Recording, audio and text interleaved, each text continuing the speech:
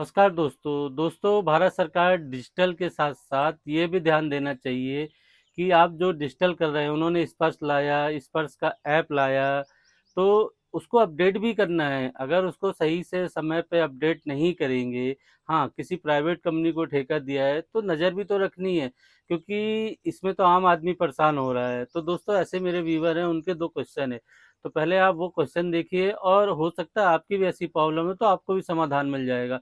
तो मैं पहले आपको दोनों व्यूअर के क्वेश्चन दिखाता हूँ। दोस्तों, देख सकते हैं, पहला व्यूअर का क्वेश्चन है, एसएमएस रिकॉर्डिंग में 2024 pension has been received but Sparsh site remain under maintenance.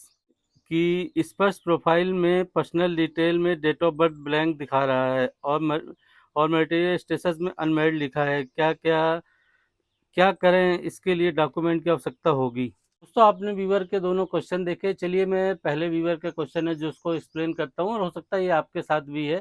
ये बहुतों के साथ जो मोबाइल यूज करते हैं एंड्रॉयड, उनके साथ है। आप जैसा जानते हैं दोस्तों कि अब अपने इंडिया में दो तरह के मैन चलते हैं फ़ोन। आप एक जानते हैं, एक होता है एंड्रॉयड और दूसरा होता है, मैं बेसिक चीज़ इसलिए बता रहा हूँ कि पहले थोड़ा-सा उसकी क्लियर तो हो। तो एंड्रॉयड दोस्तों, ये जो गूगल प्ले स्टोर होता है, जो आप इस्तेमाल करते हैं, और आईफ़ोन में आप जानते हैं कि आईफ़ोन में जो ये होता है आईओएस वर्ज़न होता है। अब दोस्तों, भारत सरकार ने क्या किया कि इसके आईफ़ोन के लिए तो स्पर्श का ऐप लॉन्च नहीं किया है।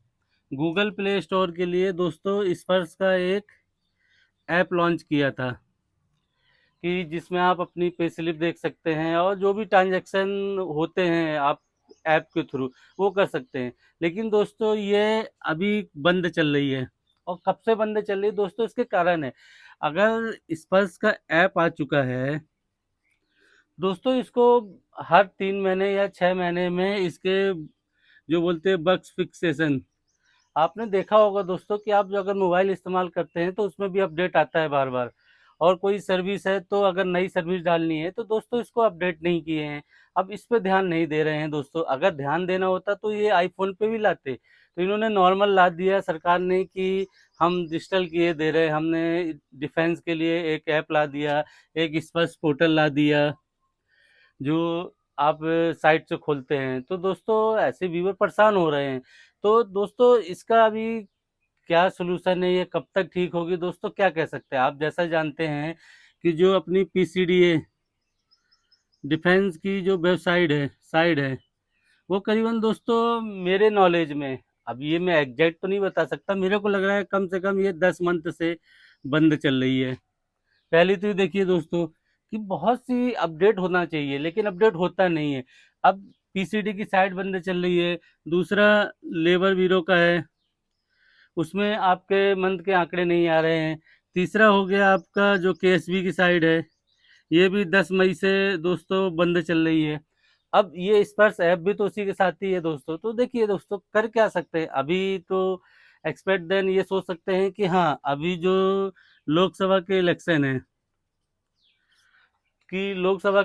है, तो हो सकता है कि ये लोकसभा इलेक्शन के बाद कर्मचारी जो लगे हों तो इसमें लगे हों, चुनाव की ड्यूटी में लगे हों, क्योंकि ये आप वेट कर लीजिए। हाँ, एक्सपेक्ट देन हम ये मान सकते हैं कि आपको जो है जून या जुलाई जून या जुलाई के बाद आपके इन तीनों या चारों में काम शुरू हो सकता है। आपका सिर्फ ऐप बस बंद होने से नहीं है, ऐप का भी प्रॉब्लम है, पीसीडी की भी है, लेबर ब्यूरो की भी है, केएसबी की भी है। तो देखते हैं दोस्तों, हाँ, एक्सपेक्ट कर सकते हैं कि जून या जुलाई के बाद ये अपडेट हो जाएगा, और इसके बग फिक्सेशन कर दिए जाएंगे, तो आपके ऐप भी खुल जाएगा जो आप मोबाइल में इस्तेमाल करते हैं। चलिए दोस्तों, आई होप जो पहला पॉइंट था मेरे व्यूवर का था, और कि आपको भी क्लियर हो गया होगा। अब मैं चलता हूँ दूसरे पॉइंट। दोस्तों, दूसरे व्यूवर का क्वेश्चन है जो स्पर्श में है, पर्सनल डिटेल, वो ब्लैंक है, जो इनकी डेट ऑफ बर्थ है।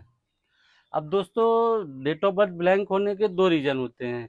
अब इस पेंशनर के साथ क्या हुआ, ये बहुत से पेंशनर क्या होता है कि अगर आपके रिकॉर्ड में डेट ऑफ बर्थ नहीं है, और आपका जब स्पर्श का पीपीओ बना, रिकॉर्ड में आपके डेट ऑफ बर्थ नहीं है, और जब आपके स्पर्श में पीपीओ बना तो उसके पास कोई डेट ऑफ बर्थ नहीं थी, तो वो दो चीज करता है। या तो एक रैंडम ही जो होता है सिस्टम में, कि एक रैंडम एक एक 3001 कर देता है, या फिर ब्लैंक छोड़ देता है।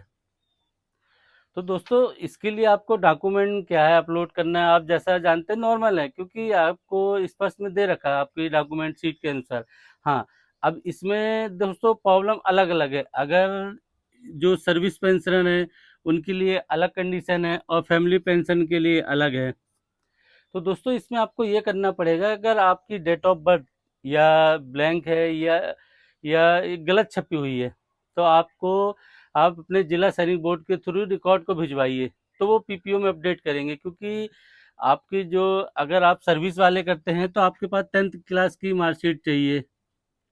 आप इंडिविजुअल के लिए तो आप इंडिविजुअल अपडेट कर सकते हैं। हाँ, और जो इनका एक मटेरियल स्टेटस जो अनमैरिड आ रहा है उसको अपडेट कर दीजिए, वो भी अपडेट हो जाएगा। अनमैरिड आने का रीजन ये होता है दोस्तों कि जब आपका स्पर्श में माइग्रेशन हुआ था तो आप एक समझते हैं पीडीबी, आपने पीडीबी नहीं किया होगा, ये होता है पर्सनल डाटा वेरिफिकेशन। उस समय नहीं किया होगा तो जो सिस्टम में रैंडम आया उसको अपडेट कर दिया है। हाँ, सर्विस वालों के लिए तो मार्कशीट के थ्रू अपडेट कर देंगे, लेकिन जो पेंशनर हैं वो जिला सैनिक बोर्ड के थ्रू कार्रवाई करें तो अच्छा होगा दोस्तों। हाँ, आइयो दोस्तों, ये थोड़ा कन्फ्यूजन था इनमें, स्पर्श में नॉर्मल पॉइंट थे, लेकिन जानकारी के अभाव में सरकार ने अपडेट तो कर दिया डिजिटल के चक्कर में, लेकिन बहुत से पेंशनरों को प्रॉब्लम जा रही है। आइयो दोस्तों, आप समझ गए होंगे। हाँ, आपके भी अगर कोई ऐसी क्यूरी है या क्वेश्चन है तो आप वीडियो के नीचे कमेंट कीजिए, मैं रिप्लाई देने की कोशिश करूंगा। मिलते हैं एक नए वीडियो में। नमस्कार दोस्तों।